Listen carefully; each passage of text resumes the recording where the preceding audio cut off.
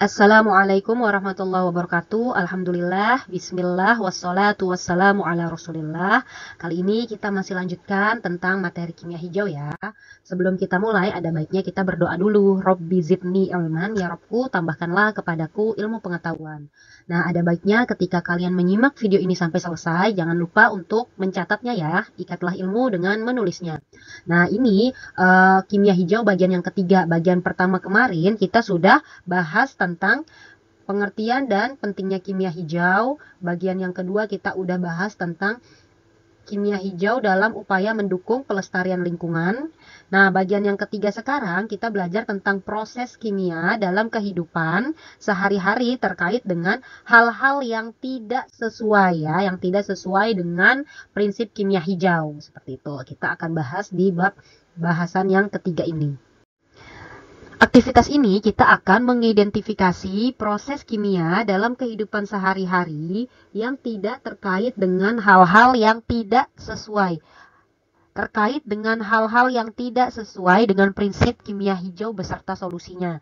Ya, kalian perhatikan nih di sini ada 6 proses kimia yang terjadi dalam kehidupan sehari-hari ya, diperhatikan di diagramnya. Proses yang pertama adalah pernapasan anaerob atau fermentasi. Di sini contohnya fermentasi pada pembuatan tape singkong. Reaksinya C6H12O6 menjadi 2C2H5OH plus 2CO2. Ya, ini reaksi fermentasi pada pembuatan tape singkong.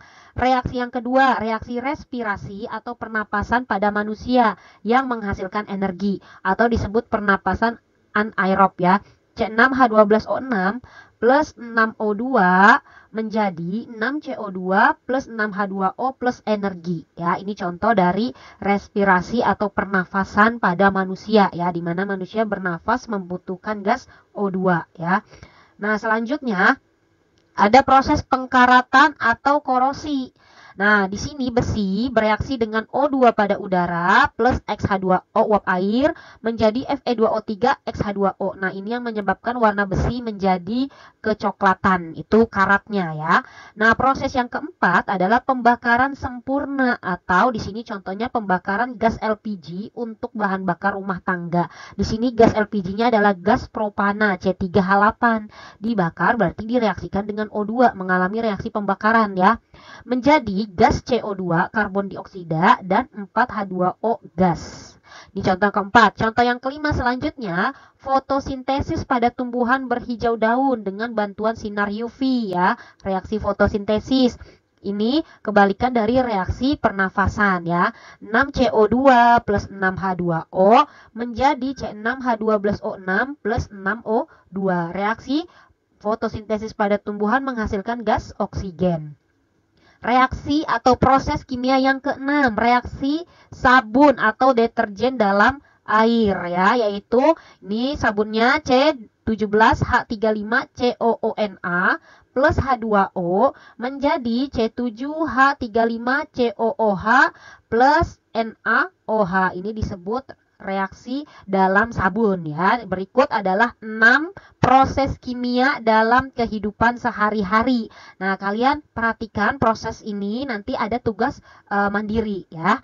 Ini 6 proses kimia yang terjadi dalam kehidupan sehari-hari. Selanjutnya, tindakan yang kita lakukan sebagai solusi penerapan prinsip kimia hijau ada apa aja? Kita yang pertama bisa melakukan pilah sampah ya. Pilah sampah plastik dari sampah organik ya. Sekarang sudah banyak di tempat-tempat umum seperti sekolah, stasiun, terminal, rumah sakit ya. Sudah difasilitasi tempat sampah sesuai jenis sampahnya ya. Di sini ada sampah organik, ada sampah anorganik, ada sampah B3 ya. Nah, kita masukkan sampah sesuai jenisnya ya. Nanti bisa dimanfaatkan untuk pemanfaatan limbah-limbah tertentu ada ya.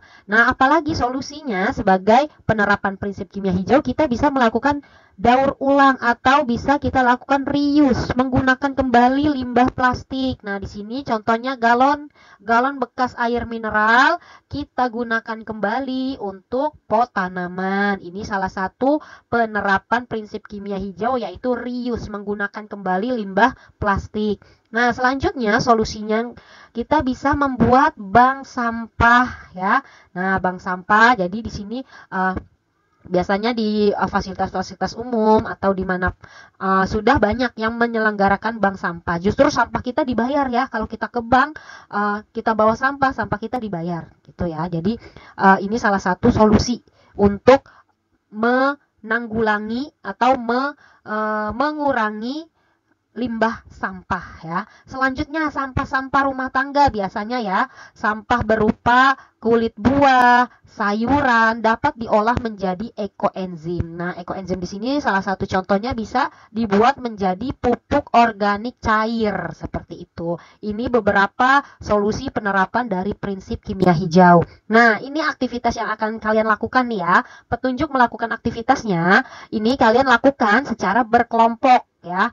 Nah, dengan yang pertama ketentuannya identifikasi proses kimia yang terjadi dalam rumah maupun lingkungan sekitar kalian ya. Merujuk pada tadi yang 6 proses yang tadi sudah dijelaskan kan, ada 6 proses kimia dalam kehidupan sehari-hari.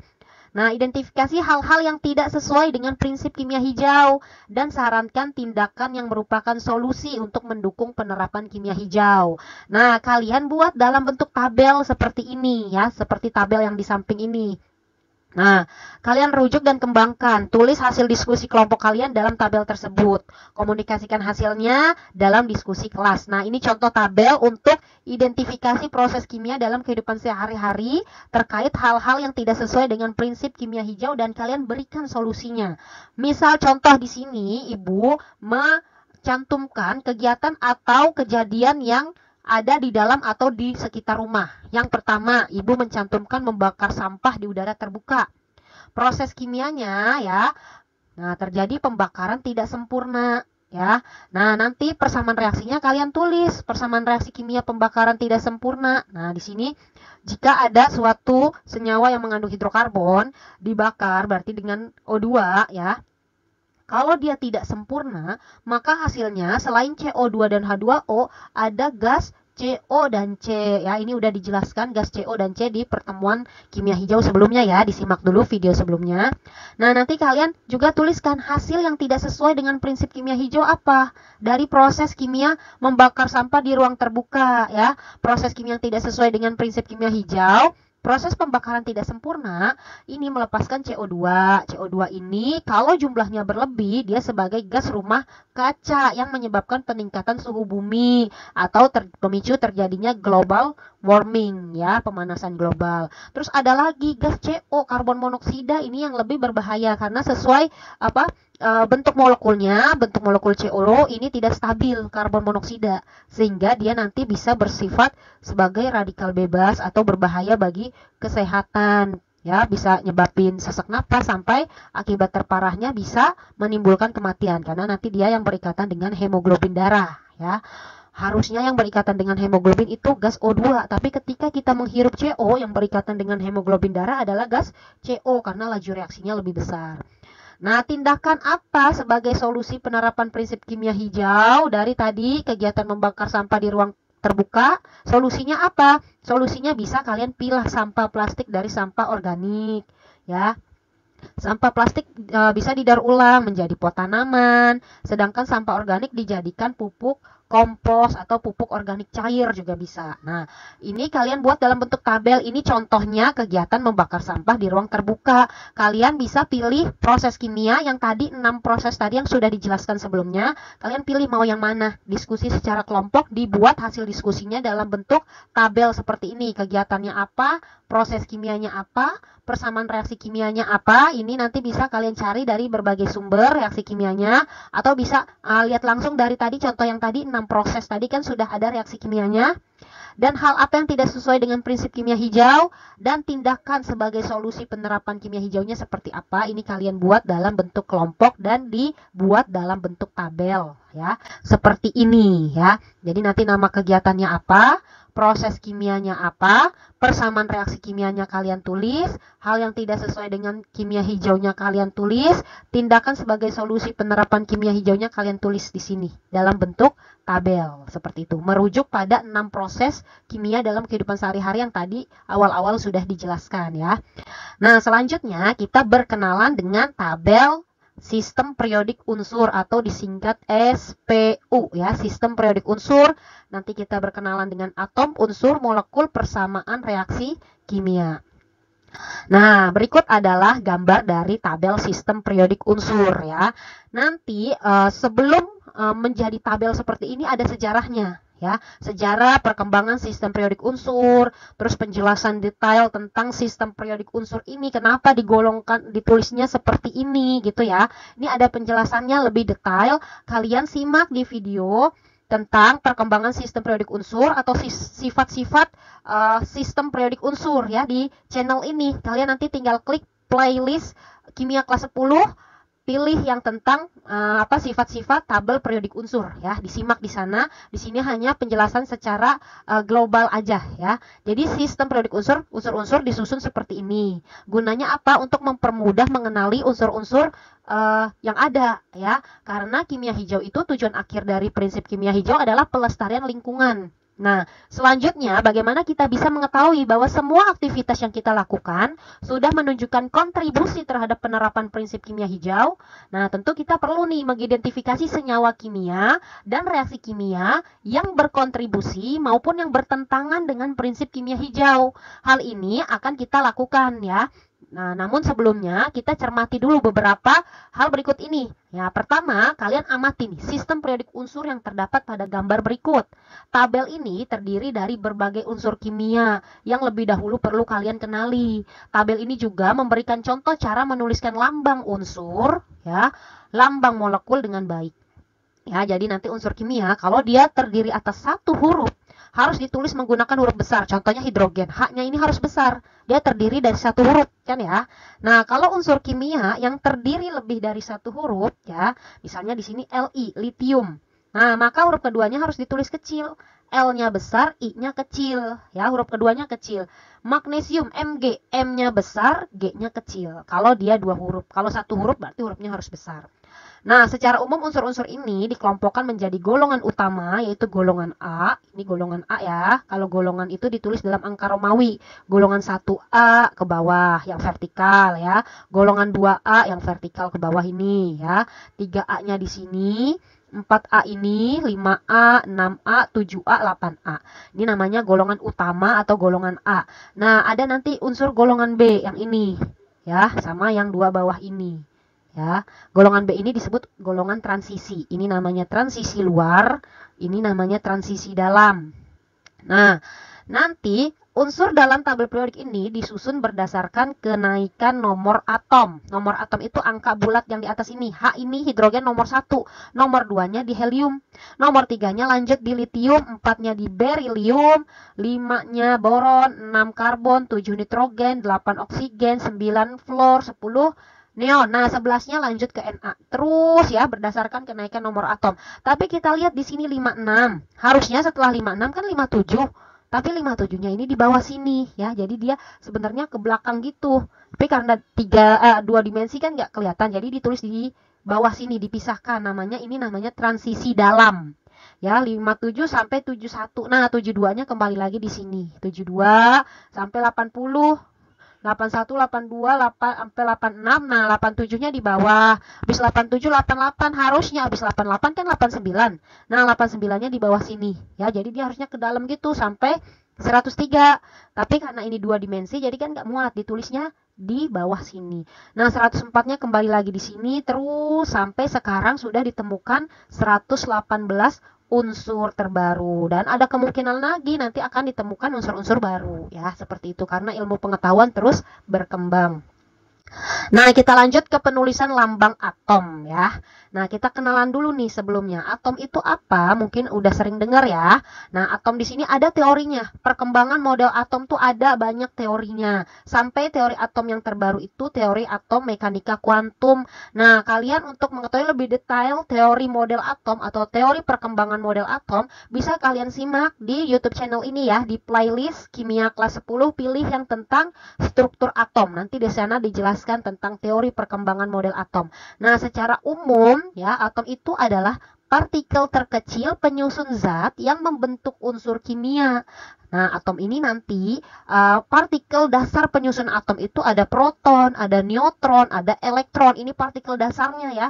Tapi karena ilmu pengetahuan terus berkembang, ternyata partikel penyusun atom mah nggak 3 ini doang, ada banyak. Nanti bisa kalian searching sendiri ya. Partikel penyusun atom tuh ada banyak, namanya lebih dari 3 ya. Tapi ini partikel dasarnya. Proton ini bermuatan positif, elektron bermuatan negatif, neutron tidak bermuatan ya. Nah, nanti ada yang disebut sebagai unsur. Unsur ini zat tunggal yang tidak dapat diuraikan ya, unsur zat tunggal yang tidak dapat diuraikan. Nanti ada yang disebut molekul. Molekul ini gabungan atom sejenis disebut molekul unsur. Kalau gabungan atom berbeda jenis disebut molekul senyawa atau senyawa doang biasanya orang sebutnya ya. Yang dibentuk melalui ikatan kimia. Seperti itu. Nanti kita akan bahas bab khusus tentang ikatan kimia. Nah, secara umum lambang unsur ini dimisalkan sebagai X ya, X. Di atasnya ada A, di bawahnya ada Z ya. A ini apa? A adalah nomor massa di tabel periodik. Nomor massa itu yang mana? Misal kalian lihat natrium. Di atasnya kan, nah di sini nomor masanya 22, sekian, misal 9 berapa gitu. Nah, nomor massa ini yang desimal-desimal. Tapi biasanya kalau di soal untuk memudahkan perhitungan dibulatkan. Berarti nanti ditulisnya natrium nomor masanya 23. Nah, si Z ini adalah nomor atom. Nomor atom tadi yang di unsur-unsur disusun berdasarkan kenaikan nomor atom yang angkanya bilangan bulat, tidak koma-koma, tidak desimal ya. Nah, si natrium ini nomor atomnya 11, ditulisnya di bawah ya. Di bawah ini nomor atom yaitu si Z lambangnya. Sedangkan yang atas ini nomor massa atau A, seperti itu ya. Nah, udah kita berkenalan dengan penulisan lambang atom ya. Nanti si Z ini sama dengan nomor atom ya. Pada atom netral, nomor atom ini sama dengan jumlah proton, menunjukkan juga jumlah elektronnya. Jadi pada atom netral namanya juga netral ya, berarti jumlah protonnya dengan elektronnya sama, yaitu sama-sama nomor atomnya, itu menunjukkan jumlah proton dan elektron. Sedangkan A adalah nomor massa. Massanya di sini nomor massa atom relatif ya. Nah, nanti nyari neutronnya gimana? Nyari neutron.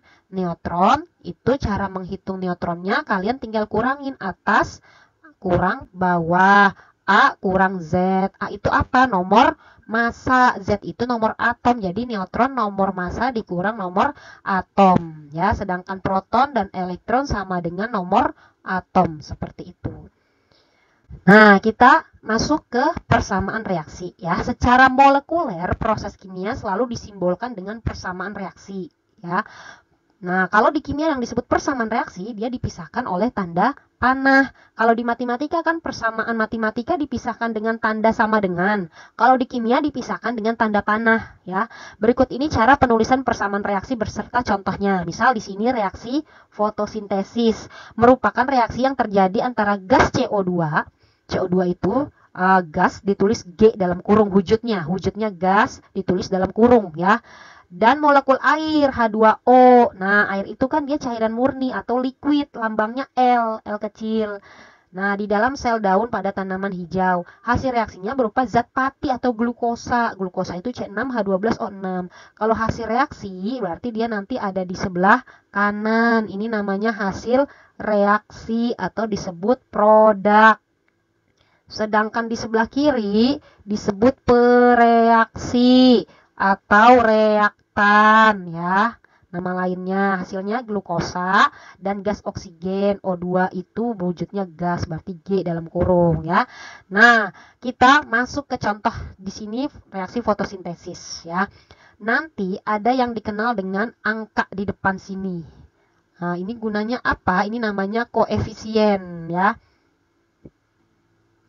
Koefisien ini angka yang ditulis di depan lambang unsur atau molekul disebut dengan koefisien. Pada reaksi fotosintesis, koefisien reaksi CO2 itu 6 ya, berturut-turut 6 ini ya. H2O juga 6. Glukosa koefisiennya 1. Biasanya kalau 1 nggak usah ditulis, nggak apa-apa. Selain 1 harus ditulis koefisiennya ya. Dan O2 itu koefisiennya 6. Koefisien reaksi ya ditetapkan dan dicantumkan agar persamaan reaksi setara Apa yang disebut setara? Yaitu jumlah atom masing-masing unsur di sebelah kiri sama dengan jumlah atom di sebelah kanan. Itu gunanya untuk penyetaran reaksi ya. Nanti kita akan bahas penyetaran reaksi di bahasan setelah ini. Ini hanya gambaran secara umum penulisan persamaan reaksi ya. Nah, zat-zat yang ditulis di sebelah kiri tanda panah tadi ya disebut pereaksi atau reaktan, yaitu di sebelah kiri CO2 dan H2O. Ini yang sebelah kiri tanda panah. Zat-zat yang ditulis di sebelah kanan disebut hasil reaksi atau produk. Nah, ini yang ada di sebelah kanan ya. Nah, keduanya dihubungkan dengan tanda panah yang arahnya dari pereaksi ke arah hasil reaksi dari kiri ke kanan. Nah, nanti dalam reaksi kimia juga biasanya dituliskan fase zatnya. Di kimia fase zat itu ada 4. Padatan itu namanya solid, ditulis simbolnya S. Gas ditulis simbolnya G. Aquos itu larutan ya, disimbolkan Aki, aquos. Liquid cairan murni disimbolkan sebagai L. Nah, seperti itu ya. Nah, nanti ya, misalnya ada H2O seperti ini. Kalau ditanya berapa jumlah atom H dalam molekul H2O atau dalam senyawa H2O, H-nya ada 2. O-nya kalau nggak ditulis ini artinya angkanya 1, tapi 1 biasanya nggak usah ditulis ya. Nah, angka kecil-kecil ini disebut indeks. Indeks itu apa? Indeks ini menunjukkan jumlah unsur yang ada di depannya. Jumlah unsur yang di depannya, di depan si angkanya ya, di depannya. Nah, contohnya 2 ini kan di depannya si H, berarti 2 ini punyanya si H. Si O ini indeksnya 1, berarti 1 ini jumlah si O. Gitu ya. Indeks ini di kimia ini nggak boleh dirubah-rubah. Ini udah rumus molekul atau rumus senyawa sebenarnya. Nah, agar setara gimana? Yang boleh kita rubah-rubah adalah koefisiennya ini, angka yang di depan. Kalau angka-angka kecil yang ditulis di bawah, agak ke bawah ini nggak boleh dirubah. Ini namanya indeks, menunjukkan rumus sebenarnya suatu senyawa. Nggak boleh dirubah. Supaya reaksi setara, artinya jumlah atom sebelah kiri tanda panah sama dengan jumlah atom sebelah kanan tanda panah, maka yang boleh dirubah itu koefisien. Koefisien itu angka yang ada di depan senyawa. Misal ya, ada H2O dengan 5 H2O. Ini artinya H2O-nya, molekul H2O-nya ada 1. Kalau ini molekul H2O-nya ada 5. Nah, kalau ibu tanya berapa jumlah H pada molekul H2O yang ini, berarti H-nya ada 2 ya, O-nya ada 1. Sedangkan pada molekul yang ini 5H2O, H-nya ada berapa? Ada 2 aslinya, tapi depannya ada koefisien 5, berarti kali 5. Berarti jumlah H totalnya ada 10. Ya, O-nya aslinya 1, tapi ada koefisiennya 5, berarti kali 5. Berarti jumlah O-nya ada 5 pada 5 molekul H2O. Seperti itu. Ini namanya koefisien. Angka yang di depannya ditulisnya besar. Kalau indeks ditulisnya agak kecil ke bawah. Seperti itu ya. Kita lanjutkan ke penyetaraan reaksi ya. Ini langkah-langkah penyetaraan reaksi. Yang pertama, setarakan atom dari kiri ke kanan ya. Nah, nanti setarakan atom selain H dan O terlebih dahulu ya. Nanti yang ketiga, samakan atom dengan menambahkan koefisien atau mengganti koefisien zat dalam reaksi. Nah, yang keempat, setarakan ya atom H. Nah, nanti jika jumlah atom O kiri dan kanan sudah sama, maka sudah setara ya. Maka reaksi sudah setara. Cirinya jumlah atom O dan kiri dan kanan sudah sama ya. Nah, contoh soal penyetaran reaksi Al solid plus H2SO4 aqueous menjadi Al2SO4 3 kali aqueous plus H2 gas. Nah, di sini pertama kita setarakan dulu atom selain H dan O. Di kiri Al ada 1, di kanan ada 2. Yang sedikit ngikutin yang banyak ya. Supaya Al di kiri 2, maka koefisiennya kita kali 2. Nah, setelah itu atom apa lagi? Atom S ya. Berarti ini koefisiennya udah nggak boleh diganti karena jumlah Al-nya udah sama. Nah, sekarang atom S di kiri 1, S di kanan. Nih, kalau ada dalam kurung kaliin angka keluar kurung ya. Ini aslinya S-nya 1 kali 3. Jadi S-nya ada 3. Koefisiennya kaliin lagi. Karena koefisiennya 1, maka jumlah S-nya 1 kali 3 kali 1. Maka 3 ya. Nah, di kiri supaya S-nya 3, kita kali 3. Nah, jumlah S-nya udah sama. Sekarang H. H di kiri 2 kali 3. Ada 6. H di kanan baru 2. Supaya 6, berarti depannya kita kali 3. Nah, terakhir kita cek O-nya. O kalau kiri udah sama dengan kanan berarti reaksi sudah setara. O di kiri 4 dikali koefisiennya 3, maka di kiri ada 12. Di kanan O-nya ini aslinya 4, ada angka di luar kurung kaliin. 4 kali 3 12, kali lagi koefisiennya 1. Berarti juga udah sama dengan 12. Kiri udah sama dengan kanan atom O-nya, berarti reaksinya sudah setara. Seperti itu ya. Ini langkah-langkah pembahasannya kurang lebih seperti yang tadi sudah dijelaskan ya. Ini untuk penyetaran reaksi sederhana. Nah, kita lanjut ke latihan soal-soal. Nah, jika kita telah selesai mengerjakan suatu urusan, maka tetaplah bekerja keras untuk urusan yang lain. Yuk kita berlatih soal-soal. Nah, untuk soal yang pertama, di antara kegiatan-kegiatan berikut yang bertentangan ya, yang tidak sesuai dengan prinsip kimia hijau ya. Yang A memilih menggunakan daun untuk membungkus makanan daripada plastik. Ini benar ya, untuk mengurangi limbah plastik. Yang C lebih memilih raket nyamuk dibanding obat nyamuk bakar. Betul, karena ada polusi udaranya. Yang D, memilah sampah sesuai jenisnya, betul. Menimbun sampah organik, betul. Membuang sampah anorganik di tempat sampah, betul. Yang E, berjalan kaki atau bersepeda ketika berpergian dengan jarak dekat daripada menggunakan sepeda motor, betul. Menghindari adanya polusi dari asap kendaraan bermotor. Jadi yang bertentangan adalah yang B ya, membersihkan sampah dengan cara membakarnya di tempat sampah. Nah, ini bertentangan dengan prinsip kimia hijau karena menghasilkan gas-gas yang berbahaya untuk lingkungan dan juga nanti khawatir tempat sampahnya ikut terbakar. Nah, contoh soal yang selanjutnya. Perhatikan notasi unsur berikut. Di sini ada unsur Fe. Fe itu ferro atau ferrum, dari artinya besi ya. Ini lambang unsur besi. Nah, tadi kan udah kita jelasin nih. Lambang unsur dilambangkan X, atasnya A, bawahnya Z. A itu nomor massa, Z itu nomor atom. Nah, di sini Fe di atas angkanya 56, di bawah 26. Berarti yang di atas 56 ini adalah nomor massanya. Yang di bawah 26 adalah nomor atomnya ya. Berapa jumlah proton? Jumlah proton pada atom netral sama dengan nomor atom sama dengan jumlah elektron. Jadi pada atom netral nomor atom sama dengan jumlah proton sama dengan jumlah elektron. Berarti protonnya adalah sesuai jumlah atomnya ya. Elektronnya juga sesuai jumlah atomnya, nomor atom ya. Nah, sekarang neutron. Neutron itu cara mencarinya atas kurang bawah, nomor massa kurang nomor atom ya. Berarti 56 dikurang 26.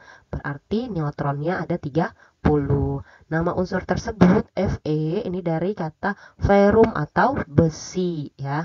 Kita lanjut ke contoh soal selanjutnya. Tentukan arti dari penulisan 3Cl dalam kurung G.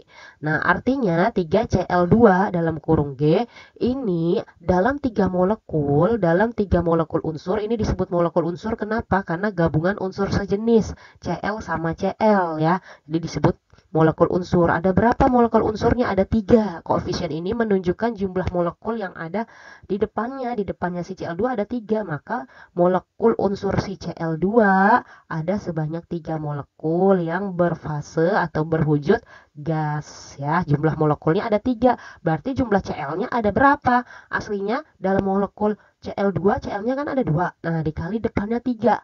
Berarti ada 6 atom karbon. Nah, sekarang contoh soal yang keempat. Tentukan jumlah atom dalam 2 molekul CaNO3 2 kali. Dalam 1 molekul CaNO3 2 kali ya. Di sini atom Ca-nya ada 1. Atom N-nya aslinya 1 tapi ada angka di luar kurung, maka ikut dikali. 1 kali 2 berarti ada 2 atom N. Nah, si O aslinya ada 3 ya, kali angka di luar kurung. 3 kali 2 berarti ada 6 atom O. Ini dalam 1 molekul. Kalau dalam 2 molekul ya kali 2 aja, berarti kan koefisiennya 2. 2 CaNO3 2 kali. Ca-nya 1 kali 2 berarti ada 2. N-nya 1 kali 2 kali lagi koefisiennya 2. Berarti ada 4 atom N. O-nya aslinya 3 kali 2 kali lagi depannya 2. Nah, 3 kali 2 6 kali lagi 2 berarti ada 12 atom O dalam 2 molekul CaNO3 2 kali. Kita lanjut ke soal yang berikutnya. Contoh soal yang kelima, setarakan reaksi-reaksi berikut. Ini langsung aja ya. Yang A, N di kiri ada 2, di kanan ada 1. Yang sedikit ngikutin yang banyak ya. Nah, jadi N di kanan supaya 2, depannya koefisiennya kita kali 2 ya. Nah, H-nya jadi berapa di kanan? Jadi 6. H di kiri baru 2. Supaya 6 berarti koefisiennya kali 1 ya. Kalau nggak ditulis ini artinya 1. Seperti itu. Sudah setara yang A. Sekarang yang B. Setarakan jumlah atom selain H sama O terlebih dahulu. Di sini ada Na. Na di kiri 1, di kanan ada 2. Berarti ini kita jadikan 1 koefisiennya ya. Jadi di kanan 2, yang di kiri 1 supaya 2 koefisiennya kita kali 2. Ya, Na-nya udah sama, berarti udah nggak boleh dirubah senyawa yang ini. Nah, sekarang samakan S-nya. S di kiri 1, di kanan 1. S-nya ya, yang dilihat S-nya yang 4 ini O. 1 kali 1. Ada 1, ada lagi nggak S? Nggak ada ya, berarti kiri sama kanan udah sama. Berarti koefisien sini 1. Selanjutnya H. H di kiri 2 kali 1, ada 2. Ditambah 2 kali 2, 1 kali 2, 2. Ditambah 2 kali 1, 2. 2 tambah 2, H-nya 4. Di kanan baru 2, supaya 4 kali 2. Ya, H-nya udah sama, terakhir kita cek O-nya. Kalau O kiri udah sama dengan kanan, berarti udah setara. O kiri 4 kali 1, 4. Ditambah 1 kali 2, 2. 4 tambah 2, 6. Di kanan 4 kali 1, 4 kali 1. Ditambah 1 kali 2. Tambah 2, 6 juga, berarti O-nya udah sama, berarti udah setara reaksi ini ya.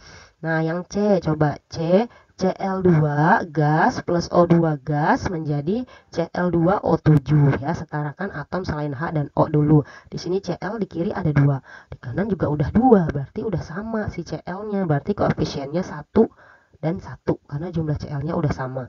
Terakhir O, O di kiri 2, O di kanan 7. Nah, yang sedikit ngikutin yang banyak. Supaya yang 2 ini jadi 7, maka kita kali 7 per 2. 7 per 2 kali 2 kan 7 ya. Tapi koefisien jarang yang pecahan. Maka agar tidak pecahan, semua koefisiennya kita kali 2. 2 kali 1 berarti 2 Cl2. Ditambah 7 per 2 kali 2, 7O2. Menjadi 1 kali 2, 2 Cl2O7. Sudah setara yang C. Yang D, H2O2 gas menjadi H2O liquid plus O2 gas. Setarakan dulu atom H ya. H di kiri 2, di kanan 2. Udah sama, berarti masing-masing koefisiennya 1. Terakhir O, O di kiri 2. O di kanan 1 kali 1 udah ada 1. Supaya 2 seperti di kiri ya jumlahnya, maka kita butuh 1 O lagi kan ya. Nah, sedangkan ini 2. Supaya ini jumlahnya 1, berarti depannya kali setengah. Setengah kali 2 kan 1. Ditambah 1 jadi 2. O-nya udah sama kiri dan kanan ya. Tapi karena koefisien jarang yang pecahan, kita kali 2 supaya tidak pecahan ya. Semua koefisiennya kita kali 2.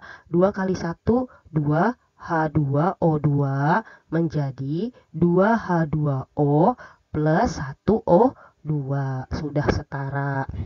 Yang terakhir yang E, CaCO3 plus HCl menjadi CaCl2 plus H2O plus CO2 ya, ini O. Nah, setarakan dulu si Ca. Ca di kiri 1, di kanan 1, udah sama ya. Berarti Ca-nya yang ini koefisiennya udah nggak boleh dirubah. Selanjutnya si Cl, atom Cl di kiri 1, di kanan 2 kali 1. Ada 2 Cl-nya, berarti di kiri kita kali 2, udah sama Cl-nya nggak boleh dirubah. C-nya, C di kiri 1, di kanan 1 juga yang ini ya. Maka udah sama koefisiennya ya, berarti ini 1 juga, nggak boleh dirubah. Terus kita setarakan H dulu. H di kiri 2, di kanan juga udah 2, berarti udah sama koefisiennya.